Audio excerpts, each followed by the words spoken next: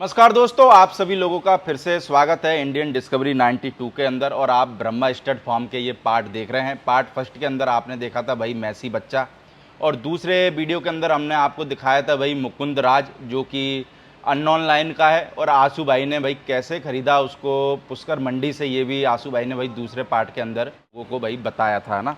और बच्चा लक्ष्मी कदम है, और बच्चा कैसा दिखता है थोड़े से विजुअल इस वीडियो में भी मैं ऐड कर रहा हूँ। बाकी आपको प्रॉपर अगर उस घोड़े की वीडियो देखनी है तो आप इसी ब्रह्मा स्टड फॉर्म का पार्ट 2 जा करके देख सकते हैं। बाकी इस वीडियो में हम बात करेंगे आशू भाई ब्रीडिंग और इन ब्रीडिंग की। मेरे को लगता है कि ब्रीडिंग सही तरीके से कैसे करी जाए और इन ब्रीडिंग क्यों नहीं करनी चाहिए, इसके बारे में ज़रा बताओ। एक्चुअल में प्रदीप भाई, ब्रीडिंग का जो फर्स्ट सेशन होता है वो उसकी पीरियड साइकिल से शुरू नहीं होना चाहिए। अभी की जैसे फर्स्ट टॉपिक से अगर हम ब्रीडिंग की बात करें तो जब हम किसी मेयर को यदि स्टेलियन से ब्रीड करते हैं तो उसकी साइकिल को शुरू होने से पहले ही उस घोड़ी को स्टेलियन के पास में रहना चाहिए। बिल्कुल ठीक है, वो स्टेलियन उसको नेचुरल साइकिल पे लाता है। जब उसकी नेचुरल साइकिल आती है तो घोड़ी मेंटल तरीके से, दिमागी रूप से तैयार होती है कंसीव होने के लिए। तो ये तो हुआ फर्स्ट सेशन। और अब हम बात करेंगे कि हमें किस तरह की ब्रीडिंग करनी चाहिए। तो ब्रीडिंग में 4 कैरेक्टर, ये अपन कह दो 4 फॉर्म कहेंगे इनको, 4 डायरेक्शन। पहली तो होती है ब्रीडिंग। डजन मैटर सामने घोड़ी हो या गधा हो, समझ रहे हो, बड़ा हो या छोटा हो, वो कहेंगे ब्रीडिंग। करा दो बस कि भाई कैसा भी हो डालो, इसको कहेंगे ब्रीडिंग। एक होगी इन ब्रीडिंग। इन ब्रीडिंग का मतलब होता है कि एक ही समूह है, एक ही दल में उनको ग्रो करना, एक ही डीएनए के साथ में। जब हम इन ब्रीड करते हैं उनके अंदर कई बार अच्छे बच्चे भी पैदा होते हैं, लेकिन उनके अंदर अर्धविकसित गुणों की भरमार होती है ना। वो ज़्यादा समय तक जीते नहीं हैं। बचपन में उनको कई बीमारियों से जूझना पड़ता है, बचपन से ही उनको डॉक्टरों से बहुत जूझना पड़ता है। जब वो बड़े होते हैं तब तक वो प्रभु को प्यारे हो जाते हैं। अच्छा, कोई बच्चे यदि 4 दांत 5 साल 6 साल के हो गए तो उनमें सिंगल टेस्टिकल की प्रॉब्लम आती है, आगे जाके उनसे घोड़ियाँ ठहरती नहीं हैं। ये सारे सिम्टम्स है इन ब्रीडिंग के। ठीक है, डजन मैटर आप उनको 64 पे डाल रहे हो, चाहे 61 पे डाल रहे हो, चाहे 60 पे डाल रहे हो। एक ब्रीड करने का जो फॉर्मूला है जिससे हमें इन दोनों के कैरेक्टरिस्टिक्स से कुछ अलग निकालना हो, तो घोड़े को और घोड़ी को, रोल तो इनका ज्यादा है प्रदीप भाई।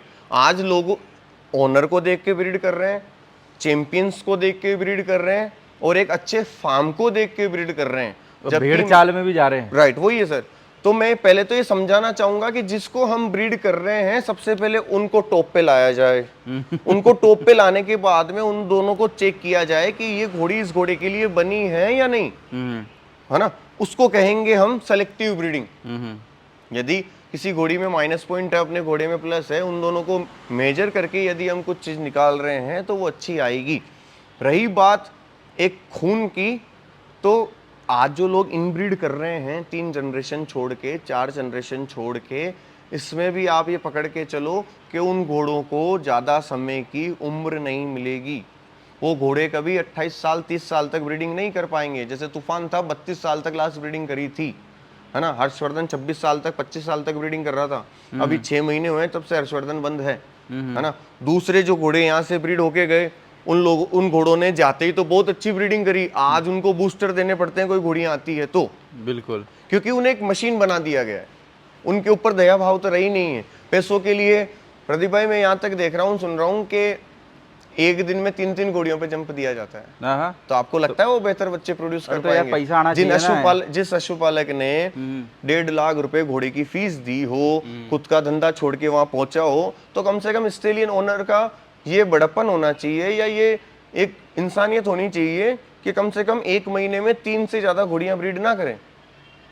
4 हफ्ते होते हैं 1 महीने में, 3 से ज्यादा घोड़ियां ब्रीड नहीं करनी चाहिए। आज के टाइम पे आप जो कह रहे हो, इसमें आदमी ये भी कह सकता है कि भाई हमारे को क्या मतलब, हमारे को पैसा आना चाहिए। हाँ, तो आज के टाइम पे तो आदमी को पैसा आना चाहिए।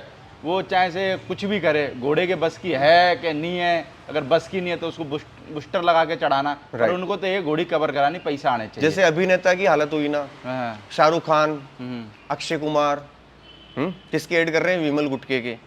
बॉयकॉट हुए, अभी हिंदी हो गई ना इनकी फिल्में, थिएटर, करोड़ों का लॉस लगा प्रोड्यूसर को, डायरेक्टर को, एक्टर को, बिल्कुल, है ना। उसी तरह आने वाले समय में ऐसे ब्रीडर्स को आने वाले पशुपालक बॉयकॉट कर देंगे, पर कर भी रहे हैं बहुत सारे लोग, बिल्कुल कर रहे हैं। क्योंकि मेरे लगता है जो नए लोग आ रहे हैं बहुत समझदार आ रहे हैं और एक्टिव आ रहे हैं। राइट, एक्चुअल में इन्होंने धंधा बना रखा है प्रदीप भाई, एक धंधा बना रखा है। और उसके बाद में भी ये कि एक जंप दिया, एक जंप के बाद में दूसरा जंप पे घोड़ी खाली रह गई तो उसको फोन करते करते, अरे भाई साहब अब तो टाइम दे दो, अब तो टाइम दे दो।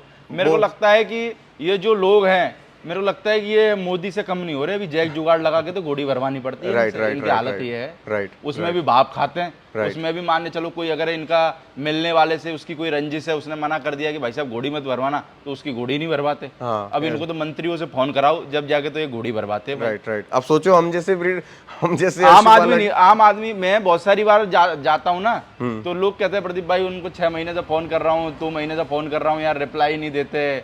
फिर मैंने मेरे यहाँ पे एक ये साहब हैं, एसपी साहब हैं, मंत्री साहब हैं, इनसे फोन करवाया। मेरे आसपास के भी पशुपालक हैं जो मुझसे पहले घोड़ियाँ रख रहे हैं और जिन्होंने अभी रखना शुरू किया हो, और जो मुझे जानते भी हैं। अभी तक किसी भी आदमी ने, जिनको मैं सेवा देता हूँ, जिनको मैंने समय दिया है, वह जिनकी जानवरों की मैंने तारीफ़ की है ना, उनका तो अभी तक मेरे पास में फ़ोन नहीं आया कि Pandit ji I would like to mate my mare with your Messi, है ना, क्योंकि अभी तक वो वेट कर रहे हैं कि इसके रिजल्ट कैसे आएंगे। बिल्कुल, है ना। तो जब इसके रिजल्ट आएंगे तो आपको लगता है मैं उनके लिए ब्रीडिंग करूंगा? नहीं करनी चाहिए, मेरे को लगता है। ऑफ कोर्स वो तो ये सोच रहे हैं कि यार कहीं ऐसा तो नहीं है, पहले प्रैक्टिकल करके देख लेते, कहीं टट्टू बच्चे आ गए, हमारी घोड़ी खराब हो जाए, तो पहले देख ले, फिर बाद में कराएंगे हम। राइट, उस समय इसकी फीस कर देंगे 51,000 रुपए और एक जंप देंगे वैसे लोगों को। और जिन लोगों ने श्रद्धा भरोसे से पधारे हैं उनके लिए आज भी 31,000 रुपए हैं, आज भी। और रही बात प्रदीप भाई ब्रीडिंग की, मैंने आज तक फर्स्ट साइकिल पे इसके पास में घोड़ी नहीं बुलाई। अभी तक जितनी घोड़ियां मैंने ब्रीड करी है उन मालिक को मैंने यही कहा है कि सर आपकी घोड़ी मेरे पास में भिजवा दो, मैं खुद इसकी साइकिल चेक करूंगा। मुझे केवल 2 इन्फॉर्मेशन चाहिए होती है घोड़ी के पशुपालक से, कि आप इसको पिछले 15 दिन से क्या खिला रहे हो, आपने इसकी लास्ट डिवॉर्मिंग कब की थी, और घोड़ी ने लास्ट रिजल्ट कब दिया था, और घोड़ी पे आखिरी बार घोड़ा कब ब्रीड किया गया था। केवल ये 6 प्रश्न मैं अगले से पूछता हूं, उसके बाद सारी जिम्मेदारी मैं लेता हूं। और दूसरी चीज प्रदीप भाई ब्रीडिंग में क्या होती है, जब घोड़ियां अपना एरिया छोड़ के स्टेलियंस के पास में आती है, तो कई बार प्रदीप भाई क्या होता है, ऐसे ब्रीडर की मैंने बातें सुनी है, देखा भी है। क्या देखा है? 1 लाख रुपए ले रहे हैं, जब घोड़ी गई ना अस्तबल पे उसका फीडिंग चार्ज भी ले रहे हैं, है ना। और घोड़ी जब उनके घर पे वापस जाती है तो इतनी पतली दुबली होके जाती है जैसे कि उसको दाना ही खाने को ना मिल रहा हो। हड्डियों का ढांचा, है ना। और जब घोड़ी ब्रीडिंग के लिए आती हो तो प्रदीप भाई जब वो कंसीव होती है, कंसीव होने के बाद में तीसरे दिन ही, जैसे आज मैंने घोड़ी पे जंप दिया, है ना, मैंने तो आजकल डॉक्टर बुलाना भी बंद कर दिया। मैं चेकिंग के लिए डॉक्टर नहीं बुलाता, मेरा घोड़ा सिग्नल देता है, घोड़ी उस सिग्नल को लेकर फिर वापस रिटर्न सिग्नल देती है, उसको पहचान के मैं ब्रीड करता हूँ।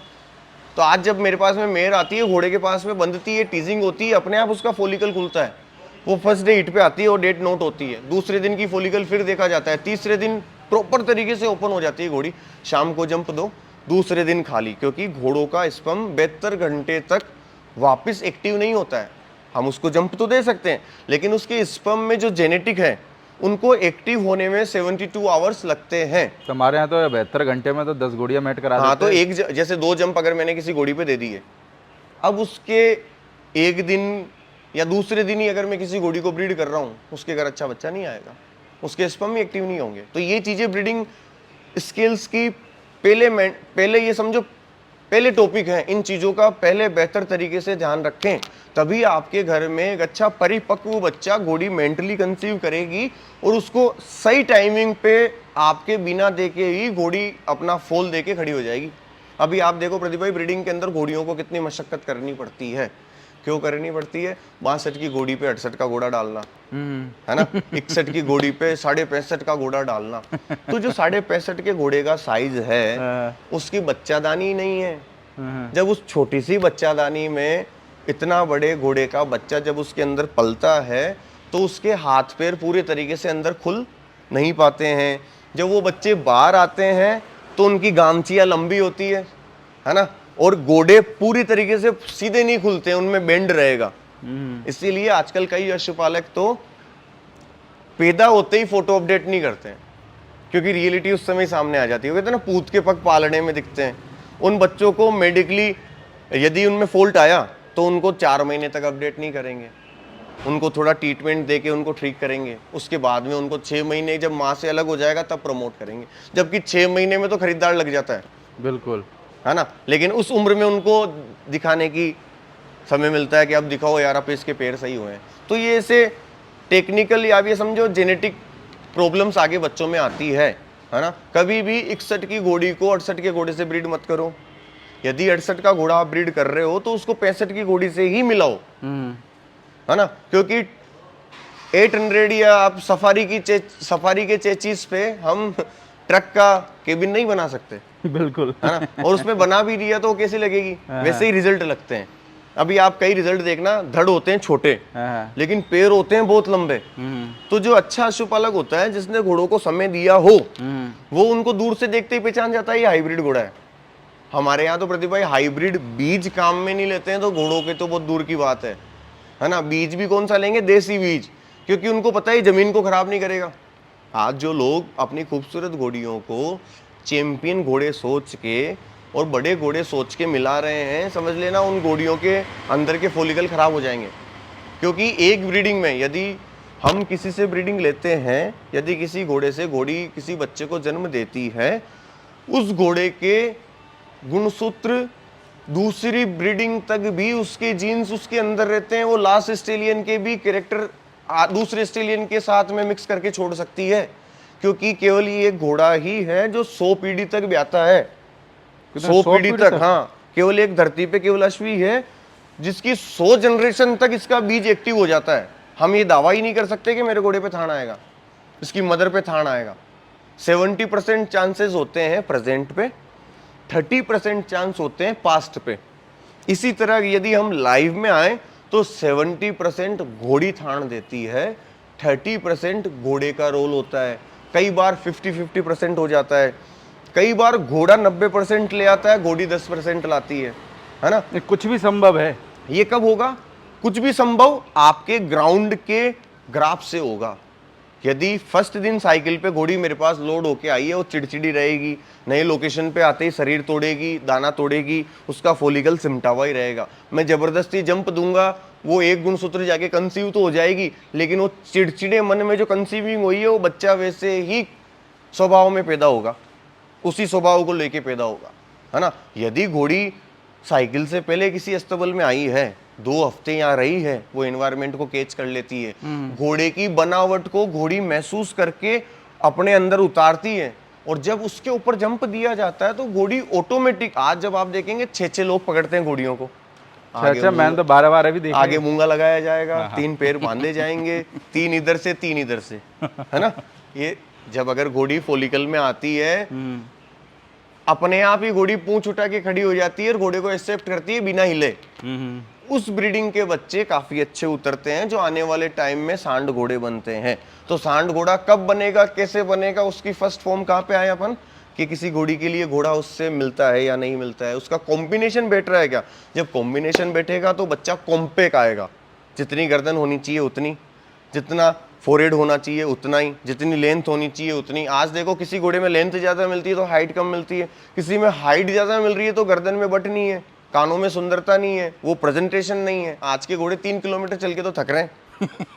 मारवाड़ी घोड़ा तो 20 किलोमीटर चलने के बाद पानी पीता है, केवल दाना भी नहीं खाता है। 3 किलोमीटर में थक रहे हैं, पसीने आ जाते हैं घोड़ों को, 4-4 आदमी मसल रहे हैं। ये मारवाड़ी घोड़े हैं, ये थोरोब्रीड नहीं है, ये पोलो खेलने वाले घोड़े नहीं है जिनको ज्यादा इंजेक्शन देके या ज्यादा मालिशें देके इनको तंदुरुस्त रखा जाए। यदि इतनी सुविधा हम दे रहे हैं तो इन सुविधाओं का वैलिडेशन भी लंबी होनी चाहिए, इनकी वैलिडिटी, कि आज अगर मालिश 1 घंटे हुई है तो रोज ही 1 घंटे होनी चाहिए। 7 दिन मालिश की, 15 दिन पता ही नहीं है। 7 दिन एक्स्ट्रा फीड दी, आप 6-6 हजार के कट्टे आ रहे हैं 20-25 किलो के।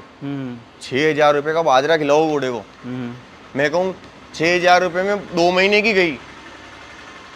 जिस घर में खेत हो धपाऊ घास हो, 2 धोबे धान हो और 2 बाल्टी पानी, और यदि आपके पास में गाय है तो 1 जग इसको दूध पिला दो, ये मारवाड़ी घोड़े की फीड है।